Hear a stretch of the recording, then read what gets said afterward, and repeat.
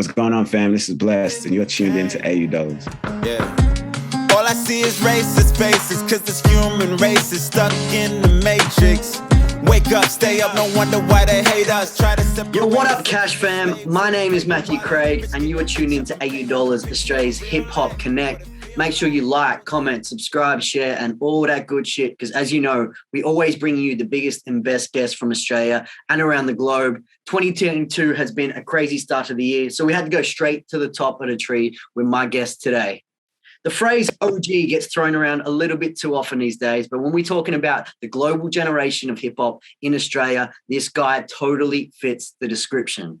He was first signed when he was just 17 years old and has been a staple in the scene now for over a decade. Not only as an artist, but as a producer, an engineer, a guitarist, entrepreneur, you name it, and this guy has done it. He's been behind the scenes, influential in the careers of the likes of Manu Crooks, B Wise, The Kid Laroi, Milan Ring. Basically, if it's dope and it's come out of Sydney, this guy's had his hand in it in some way, shape, or form.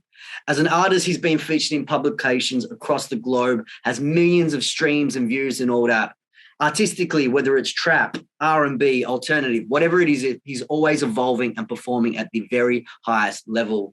I'm excited to just sit and soak up game today from this guy out of Western Sydney. My brother Blessed. Welcome to AUD, man. How you doing today? Hey, thanks for having me, and thanks for that intro, Matt. That was tight. Welcome, bro. It's all deserved, man. It's hard to cram what you've managed to achieve over the last decade or so into 20 seconds, bro. Yeah, but I appreciate you, for real. Big love, bro. Let's start with No Changes, man. The new single and video. It's powerful, both in imagery, both artistically, in its message. Give us a bit of an insight on how the reception's been and what the intention behind the new one was, man. The reception's been all positive, like positive energy all around. The fact that it's so different from what is like, popping right now, what the message is right now. It's music's really just, an escapism, a way to kind of make you forget about what you're going through and just more so just party and enjoy life. But then this song comes out with a message, and it's a direct message that resonates with everyone on different levels, you know what I mean? Because we all are a part of a struggle, you know what I mean? It's not the same. We're not all in the same levels of struggle, but we all understand and connect and resonate with the fact that, life is hard and we're all going through it in some way or shape or form, Yeah, 100%. Definitely over the last couple of years, especially, I think everyone's been united in a realization we've all gone through a bit of a common struggle. You mentioned music there as a bit of an outlet or a light. Has it been that for you? Because your work rate during this whole lockdown has been pretty crazy, bro. Yeah, 100%. I mean, like me personally, music is my therapy. It's like, I don't really talk too much or I'm more of a recluse, so I stay to myself. And music is that outlet for me to get my emotions out, in a healthy way. And then also, it's just been a tool for like me to reach out and connect with others. You know what I'm saying? Because like music is, a universal language. It transcends all cultures, all traditions, everything. It's something that, we all literally vibrate on that frequency. As soon as we hear a song we like, we're just like instantly taken somewhere. So music's done that for me. And like, I hope my music continues to do that for others. Yeah, for real. It definitely was, man, your music over the last 12 months with the lockdown tapes. I want to touch on that. I know we'd be all endlessly scrolling on our screens and I'd just see Blessed new video. I was like, man, he's been working. And then for it to roll out as a project, how did that sort of culminate for you, bro? And was that, as you said, just music as therapy?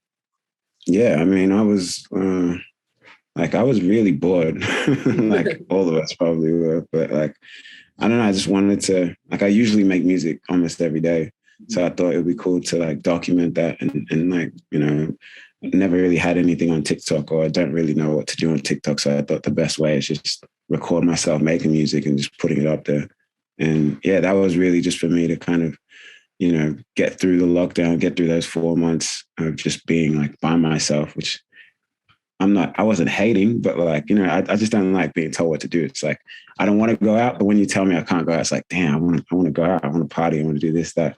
So it's like, I kind of like lived vicariously through the music in that sense. And then, yeah, it all kind of came together naturally and organically, made that into a mixtape and put that out. And yeah, it's been a lot of love and a lot of support from that so far. So I appreciate all that. Yeah, dope.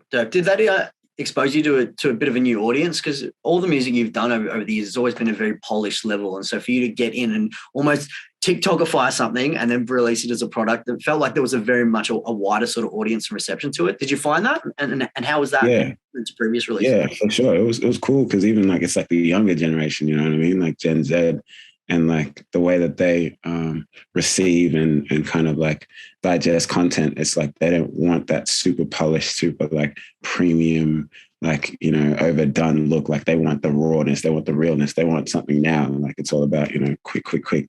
And like, yes, I guess one thing that's kind of funny though is like I've been meeting younger kids like that are fans of my music now, and they're like, "Oh, you're that guy from TikTok." It's like, no, I'm not the guy from TikTok. I just put my music on that platform. That's it. A decade deep, and that's the rep you're getting now. yeah, but it's cool. Like all love is, you know, love is love. So I appreciate it. Yeah, facts. Let's go back, man. Let's rewind the clock. So you've been in this for a minute. How did it start? Where did the love for music come from? Where did the foot into the industry or whatever you want to call it happen? For those who might be new to the Blessed story, take us back in a little bit of a time warp. Yeah, I mean, I started making music when I was like 16, 15 years old. And I got signed to Sony Music under a different name. Back then I was rapping under the name Miracle. Yep. And it was like more kind of like party rap, like a bit of pop rap, like just rap music, you know what I mean? It was fun. It was cool. But like, you know, being so young and signing to a major label, not having experience, not having the knowledge, and not really having an understanding of the infrastructure and how things work in the industry. So I was like kind of getting thrown into the deep end. And, you know, after a while, I learned how to float, how to swim. And now I'm like, you know, building my own raft and just making my own music and you know, directing my own path and like not actually just following what, you know, the machine thinks I should be doing. Because at the end of the day, it's like music is art. And I'm a very artistic person. I think like what I have to offer the world and what I'm here to do, it's something that only I know, you know what I mean? It's like, it's not something that you can be told, but it's something that you need help with. And it's like, I've come over the years, come into understanding how to build the right team, how to have the right people around you to help you achieve your artistic vision and help you, you know, even expand that and make something bigger than you could have even imagined. So yeah, over the time that I've been making music, there's been a lot of ups and downs, but it's all a part of the story. It's all a part of the journey, and, you know, learn those lessons and turn those L's into W's. That's the plan. Yeah, big facts. I definitely feel for any youngins sort of coming in the game now that your career is a bit of a perfect lesson and blueprint about all areas of the industry and how you can grow. As I said, a lot of the youngins coming up now would look to Blessed or Mirror as the OG. Who were some of those people for you early in your careers that you maybe sought guidance from or that you looked to for influence and inspiration as you were coming up in the early stages? Well, honestly, there wasn't many, if any. Like the only person I can think of in Australia that like inspired me in music was B-Wise, back when he was in a group called K1. Mm-hmm. That was when I was like 15 years old, and they were the only like African Australians making music. Like, but they weren't like on the radios. They weren't like getting support by labels or anyone really. Like they were building their own from the ground up. Like it was straight from the culture, from the streets. So like watching that at a young age was super inspiring. And then obviously, you know, people overseas, but in terms of Australia in general, like there wasn't many people to look to. So, which is really dope for the younger generation now, because they have like that blueprint, just like you're saying, like how like I went through a lot of ups and downs, a lot of trials and tribulations, but now I'm able to like work with younger artists and be like, yo, maybe try not go down this route because I went down this route, and like, you know what I mean? Like I just be more of a guidance figure and someone to kind of help them to come into their own, you know what I'm saying? Yeah, I love that. The whole blessed to be a blessing thing. You really live in that, not only in name, but in nature, bro. What would you say on that tip? What would you say to a young Mirror? Like if you now knowing what you know, looking back, what are some of the best lessons you'd pass on to your younger self? Really just be true to yourself, man. Like I think we all have a fire inside of us, you know what I mean? It's like we can ignite that, or we can let that like shine, or we can dim that for other people. And like I feel like my whole life I was really dimming that light and just being afraid of what people would think, especially being young and so confident in myself and my ability and what I want for my life. Instead of going after it, I was kind of like really people pleasing and happy to do what other people thought would be best for me, But now that I'm at a certain age, like I'm just like, I don't give a F. Like I'm here to do what I'm supposed to do. And like it's either you get with it or you get lost behind. Yeah, I like that. Yeah, there's been a lot of highs, man, like from, obviously the publications, the streams, the opera house, any of those. So is there any moments that stand out to you that you look back, you're like, oh, I'm hella proud that happened? I'd say there's so many moments, and I feel like for me, what makes me the proudest is having fans send me DMs or messages or emails or whatever about like experiences that they've been through and how the music's helped them. Like that's really like the most important thing to me, actually affecting change and like helping people that I'm like nowhere near. Like I'm in Australia and there's people in like, Canada and like in Brazil that message me telling me that their music's like helped them or saved their lives. So it's like, to me, that's the highlight of what I'm doing and what I want to continue to do. Yeah, for real. I love that inspiration. You mentioned before about Be Wise and about the importance of seeing, African young people performing on the street, and now there's this incredible community, not only just in Western Sydney, but across Australia of, this diaspora rap that's going on. A lot of those of us who have different backgrounds, but particularly I want to touch on your Ghanaian and African heritage. How is that, how important is to allow your culture to shine through and now to have a community to see that thriving? Oh, it's so important. Like I said before, I didn't have anyone to look to in terms of like just someone to look to, like, oh, like that guy looks like me and is doing something that I want to do. You know what I mean? Like those, all the classic Aussie hip hop guys that were taking over and doing their thing.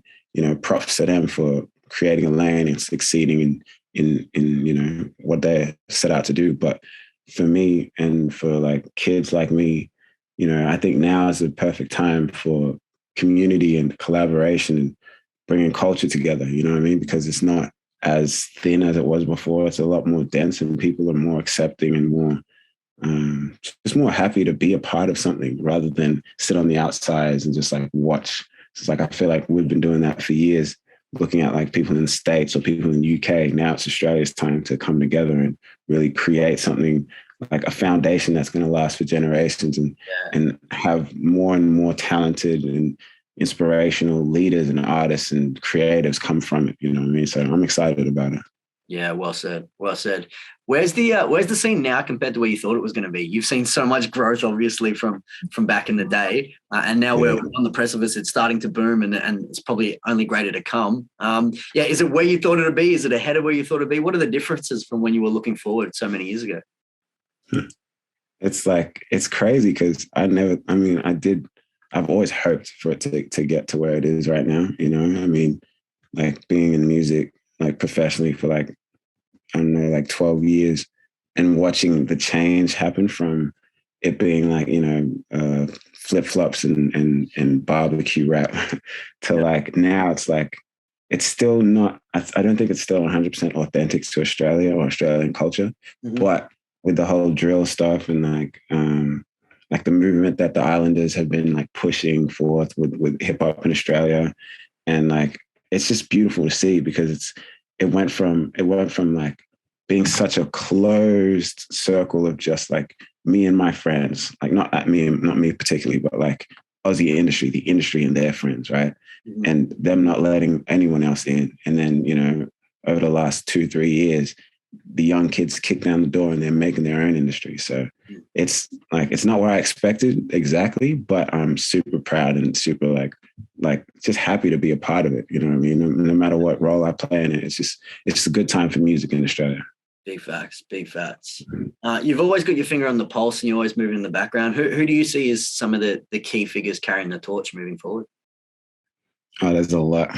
There's a lot of artists I like and I mess with. Like, I mean, there's artists that are already established that I love, like, Manu Crooks, Be Wise, Kwame, Spacely. And then there's also artists that are coming up that I really, really like. They have my full support, like JC, Baby Prince, Mason Dane, Billy Marie, like Sharon, A-Girl. There's so many artists.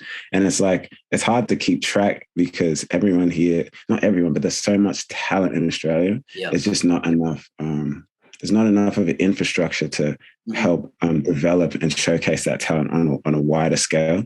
And I think that's what's really missing. It's like having those like managers and business managers and agents and all that stuff to really like hone in on the artist's talent and ability and figure out how to project that out into the world.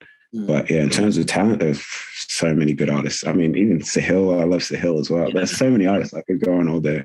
Yeah, absolutely. It's certainly bubbling, man. And I agree with what you said. What does the future look like for Blessed as an artist, as an entrepreneur? As I said, you move in so many different ways, bro. What's the legacy of Blessed in the next 10 years?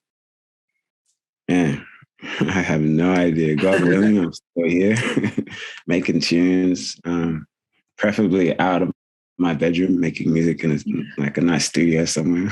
Yeah.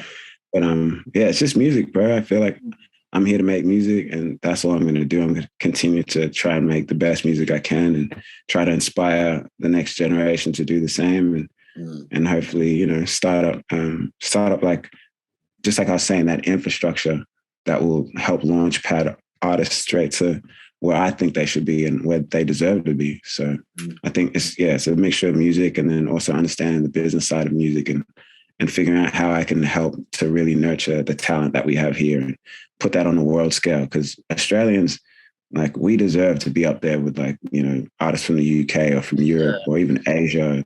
It's like there's so much talent, there's so much relatability in the music and so much authenticity that, you know, once we really figure out that kind of like that coming together, that community, that sense of like, sense of community and culture, I think, you know, will be the next big things. Yeah, that's preach. Anyone watching now, take it from the OG, man. He's spitting absolute facts right now. All right, bro, we're going to slide into some rapid fire questions. Yeah, we're going to have a little bit of fun. I'm going to throw some quick questions at you. You hit me with the first answer that pops in your head. You ready? Yeah, let's do it. All right, let's go. Dream collab. If you could work with any artist, dead or alive, who would it be? Kanye West. Big. Your last meal. If the world's ending tomorrow, what's the last meal you're eating tonight? I'm eating jollof rice, which is like a Ghanaian red rice. I'm Ghanaian. Can't live without it. Yeah. What's a movie recommendation? What's a movie I got to check out? Man, I haven't really watched movies in a while. Like, my favorite movie is Rush Hour, so maybe watch that. About it. What was your least favorite subject when you were in school? Geography. Yeah, not rocking with it? Yeah. No, I wasn't rocking with it. Yeah. Who was your first ever celebrity crush? Oh, that's a hard one because I like so many celebrities. I can't remember my first, but I say that my biggest was Zoe Kravitz for a while. Yeah, incredible. When Bless gets a bag, where's your favorite place to spend money? Oh, man. Well, Harold's is probably my favorite place to spend money. Like, I'm all about the drip. I'm all about the finesse. Flex. Good. Yeah. If you could hang out with a cartoon character for a day, who would it be? I can't even remember. Probably, I don't remember which one is Tom, and maybe like Jerry's the little one, right? Jerry's the mouse. Yeah, I'd hang out with Jerry. What's the background on your cell phone, bro? The background on my cell phone, don't know if you want me to show you. I don't know where it is. You have to show me. Do you know what it is? Yeah, it's like it's my vision board for 2022. So it's got like it's like a collage of photos of like traveling, doing shows, my girl, a new microphone, cars, doing more shows. Love it. Manifest, bro. I'm all about it. Yes, you mentioned travel there. If you could travel anywhere in the world, dream holiday destination, where are you going? I'm going to Japan. I love Japan. Like, it's my favorite country in the world. And I haven't really got to explore the whole thing. Like, I want to go see the traditional side of like places like Kyoto and like, I really would love to go to Japan. Yeah, incredible. And our last question on Rapid Fire, we ask this to every guest on the $80. Sometimes it gets a little controversial. Pineapple on pizza, yes or no? Yo, I haven't eaten pizza in so long because I'm a vegan, but when I did eat pizza, I had pineapple on it. I'm not going to lie. All right. You heard it first. My guy, big love for spending time with us today. Appreciate your knowledge, your insight, your wisdom, your artistry, and congratulations on the releases and what's to come. We stay supporting always, OG, and look forward to linking up in person sometime in the future. Yeah, for sure. Thank you so much, man, and $80 for having me. Big love, brother. Don't wanna be nobody else. They wanna put my mind in a cell. Where's heaven when you're going through hell? Love's the only thing that can help.